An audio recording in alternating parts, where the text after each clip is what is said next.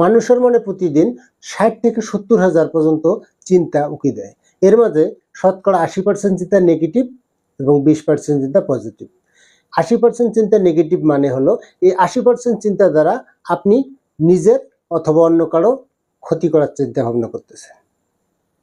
তো আমাদের মনে নেগেটিভ চিন্তাটাই বেশি আসে।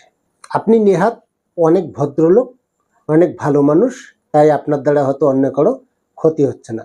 তবে সত্যি এটাই আপনার মনে বা আমাদের মনে নেগেটিভ চিন্তাটা বেশি আসে, শতকরা 80%।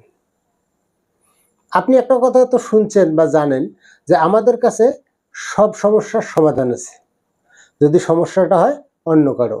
অর্থাৎ আমরা সব সমস্যার সমাধান জানি যদি অন্য কারো সমস্যা হয়।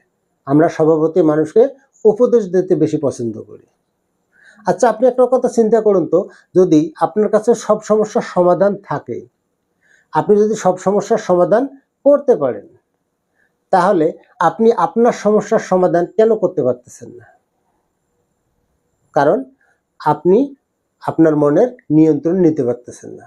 আপনি যখন কোনো বিপদে পড়েন বা আপনি যখন কোনো খারাপ পরিস্থিতিতে পড়েন, তখন আপনার মনের কন্ট্রোল একদম তলানিতে গিয়ে থাকে। অর্থাৎ আপনি আপনার মনের কন্ট্রোল একবারেই হারিয়ে ফেলেন। আপনি যতই চেষ্টা করেন না কেন যে আপনি পজিটিভ চিন্তা করবেন, কিন্তু আপনি কোনোভাবেই পজিটিভ চিন্তা করতে পারতেছেন না, যার কারণে আপনি হতাশায় ডুবে যাচ্ছেন, যার কারণে ওই বিপদটা আরও বৃদ্ধি পাচ্ছে। বিপদের সময় যদি আপনি মাথা ঠান্ডা রাখতে পারেন, বিপদের সময় যদি আপনি আপনার মনকে কন্ট্রোলে রাখতে পারেন, তাহলে আপনার বিপদটা দ্রুত কেটে যাবে। তো মনকে নিয়ন্ত্রণ করা, মনের উপর কন্ট্রোল রাখা খুব বেশি জরুরি। মনের উপর নিয়ন্ত্রণ আমাদের সবচেয়ে বেশি কমে যায় আমরা যখন উত্তেজিত হই, আমরা যখন রাগ করি।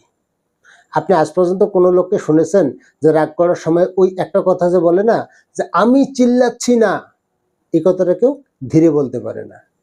সে চিল্লাই এটা বলে যে আমি চিল্লাচ্ছি না।